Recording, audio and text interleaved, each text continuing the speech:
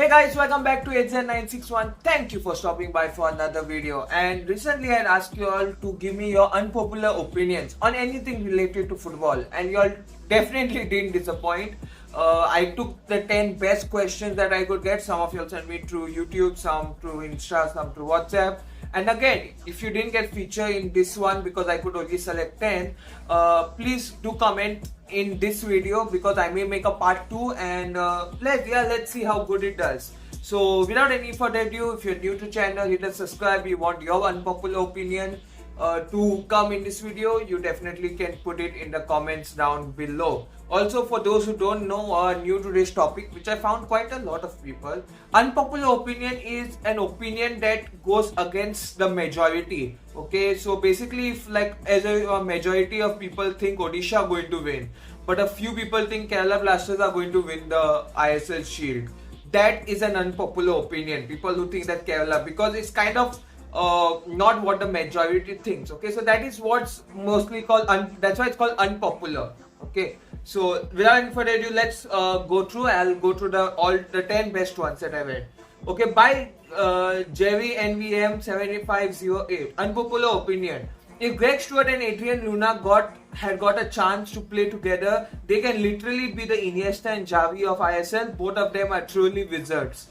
Well, yes, of course, Adrien Luna and of course Greg Stewart are in recent times one of the best midfield players, okay, attacking midfield players, creative players, and of course there's also Hugo Bomas who you could put in that discussion. But I think when it comes to gelling up with a team, I think it would have been kind of interesting if Greg Stewart and Adrien Luna would play together. But then the question is, what type of formation do you put and where the other two foreign players are?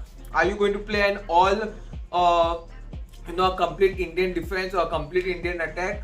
And strictly what type of midfield would you suggest? I would normally suggest a 4-2-2-2, 4 defenders, 2 center defensive mids, 2 attacking mids, and 2 strikers. I think that would be a great formation because both Adrien Luna, Greg Stewart would be able to play in that attacking role. But I think you could say like they would be amazing. Of course, they would score a lot of goals and all. But it really would matter if they would be able to have a good finisher in front. So yes, if you put a good finisher like maybe Koro in his prime, or Beche in his prime, I really think it would have been a very interesting thing to happen. By Yahya King 8488, Rafael Calo is better than Adrien Luna. I think Rafael Calo gets underrated sometimes, but definitely this season he is better than Adrien Luna. In my opinion, he has been exceptional. Adrien Luna, of course, has his injury issues that put him behind, but otherwise, I think what you are saying is also kind of true. I think the main thing is because Adrien Luna plays for Kerala Blasters and the fact that he's such a loyal player, even though being one of the best. He gets hyped up a little more, but I think Rafael Calo, of course, if another season he performs extremely well, I think we could definitely confirm that this unpopular opinion will become a popular opinion. By King Sukdas 88146, unpopular opinion: Indian football banter between fans is just plain racism disguised as banters. Well, I think you do have a point. Almost in all football cultures, there is a lot of football banter that is typically more into racism. But I think if you look at Indian football banter, there is.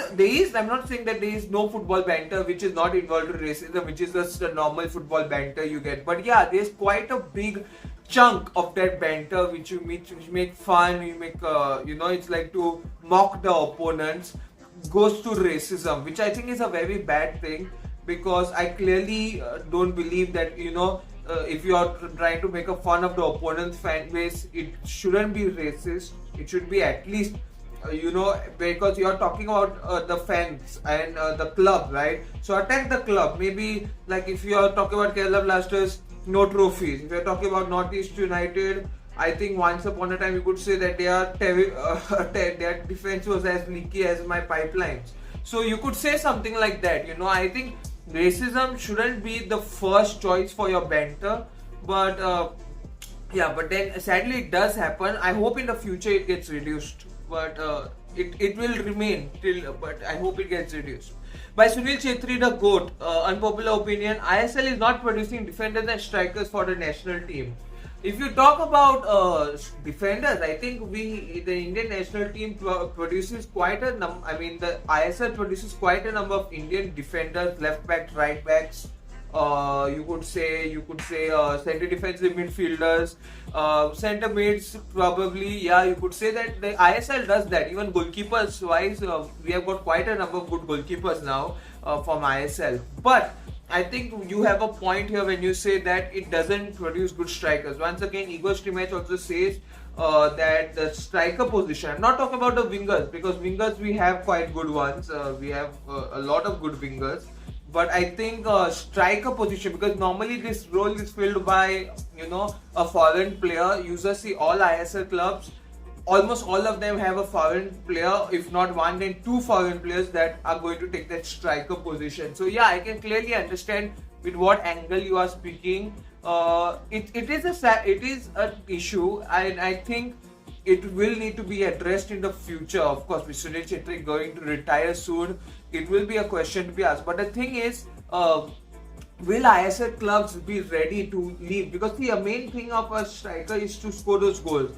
So unless, a second choice, because it's not that if you just suddenly put a player in the starting 11 as a striker, Indian, he will be able to score. He needs to develop slowly. So I think, I think clubs should start signing only one foreign striker, and whenever substituting to get, an Indian striker to play in the ending minutes and all, because slowly with the time, you get. I think Ishan Pandita was the closest that we had got to that, Indian striker after Sunil Chhetri. But again, game time has been a huge issue to him. If he had just stayed at FC Goa, even if he was a super sub, if he had stayed and continued that, I think he would have been exceptionally good. But now he has changed clubs twice, Jamshedpur and then Kerala Blasters, and hasn't got any game time for that matter.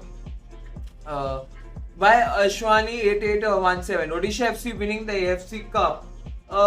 It could be a chance, but I think highly unlikely. If you tell me overall, I would say that I would love to see Odisha win it, but when you have to look at a broader spectrum, you have to see the other teams that are present. You can come to a realization that it is not impossible, but extremely difficult for any Indian club, and that is just now to start, because even though you have Odisha have an amazing squad, they still do not have that great squad that would be able to win those big matches against big teams. Now they are going to play their qualifiers against an A-League team. So I think it's Golden Coast, right? So okay, Central Coast. So again, very tough. If they can win that game, I think we could keep hope. But once again, it's kind of a huge ask to assume Odisha to win it.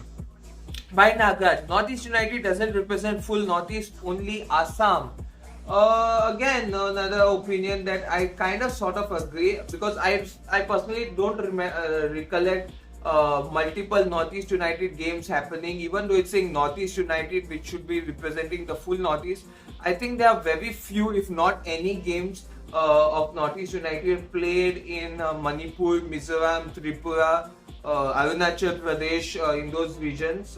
Even Sikkim, I don't believe. Sikkim, of course, I don't think so. So that's my thing is, when you are saying you're Northeast United and most of your games, I can understand why also. Because I think Assam is more central and more easily accessible. But when you're saying that you're Northeast United, I think rotating the stadiums could be a good choice. Maybe each season or half a season, keep matches here, half a season keep matches in a different state stadium. Of course, all the states should get a chance, and it's not that all these states don't have good quality stadiums. I think Manipur has some amazing stadiums. Assam, of course, has now the Santosh Trophy is being played in Arunachal Pradesh. Again, there you could have some football matches. I think Northeast United should promote their matches in other stadiums too. What I thought, I think it's a good opinion. By Superior, Man United will be better without Bruno Fernandes. Man United's situation is that, see, Bruno Fernandes would be an amazing player if he had come when Man United were in their prime. Okay, he would be considered as one of those top players. The thing is, he's come at a time when United themselves, the full team is kind of in a very dire, bad situation. So I can understand when you mean by this what you are trying to say, but really, in the most realistic language that I could say. Um, the most realistic language I can say is that he is okay, but I think the squad around, if the squad, as I say, the squad around him becomes better, it will be amazing. Like if you put Erling Haaland, who's currently one of the best strike finishers, if you put him, but you give like some normal League 2 level players to give him assists, he won't be able to score those many goals against top opponents. He needs a good provider like Kevin De Bruyne. You saw that 5 goals, he scored 4 assisted by Kevin. Same thing. You need a good team. It's not an individual performance. Don't get you a trophy. Individual performances will win you a match, not trophies. So that's what matters the most. By Zidane, without foreigners, ISL is a waste. Again, opinion I could agree to, because I'll tell you, without foreigners, the thing is ISL would be quite less competitive. First of all, we do not have a huge Indian pool of football players. Okay, and I mean not enough football players. I mean the good quality ones, the players who are worthy of ISL level. I would say at least to keep that standard high. Yeah, and whenever foreign players come, at least it increases the toughness, the competition and all.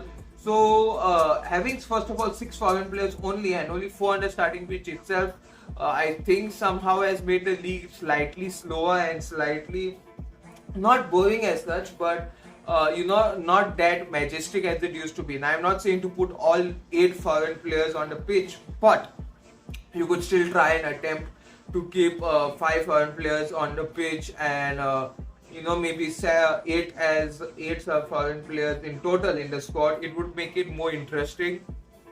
Once again, you could keep some different rules, maybe 2 players from Asia, or you could say maybe 1 foreign player has to be under 21. You could keep some rules, okay, which will make it even more interesting and fun, to be honest. Abhinav Sinha, Mumbai City gameplay under Des is better compared to Peter Cracky. Again, Peter Cracky is just arrived now. He doesn't, even though you can see he got a January transfer window, he couldn't sign those many players, because most players that he would get as free agents in the summer transfer window are under contracts with different clubs. So I could understand the fact that he didn't want to, was not able to. Of course, change the squad halfway through is kind of difficult. So in my opinion, Peter Cracky is going to be more of the it's not that he's bad, but the situations don't allow him to show his full potential. The first season Des Buckingham came as Mumbai City head coach. I all remember he finished, I think, 5th that season. Kind of an underwhelming season. Mumbai City didn't qualify for the next stage. Very underwhelming, but the next season he got his full squad that he needed, all the foreign players that he wanted, and boom, you saw the results. We won the Shield, 18 games unbeaten. We didn't win the ISL trophy maybe, but we went 18 games unbeaten, again Asian Champions League and all. So I think yes, Peter Cracky, for the moment, of course, his gameplay won't be as good as Des Buckingham, but once he gets his full strong squad that he wants, I think we could beg to differ. And this is the last one. Once again, if you want to give your opinions in the comments, do give so. By unknown football fan, East Bengal should lose their qualifiers and play in the AFC Challenge Cup. When he's talking about qualifiers, as you know, East Bengal won the Super Cup, and winning the Super Cup itself is a huge thing. They got qualified for the AFC Cup, which is now called the AFC Champions League 2, I believe so. They get a qualifying stage, so they have to still play a few matches, qualifying matches. If they win those matches, they go to and play in the AFC Champions League 2, and if they lose it, they drop to the AFC Challenge Cup. Now, in my opinion, this could be interesting, because once again, in the AFC Challenge Cup, for the moment, they are very weak teams. Okay, not that great countries who are compared to football.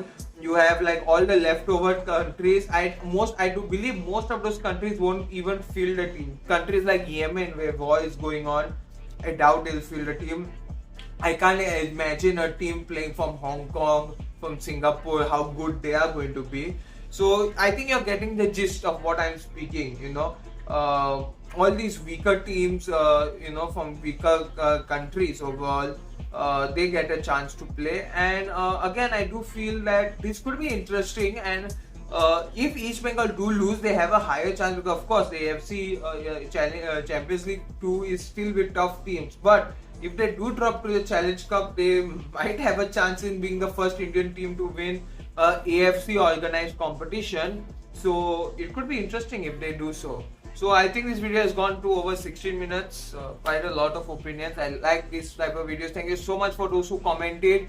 If your comment was not read, I apologize. Comment down now and I may feature yours in the part 2 video. Thank you so much for those who watched. Hopefully my opinions about your unpopular opinions were good enough. Or if you didn't enjoy it, do tell me how I can improve in the comments. Do like, share, subscribe. Of course, stay tuned for more videos coming soon in near future.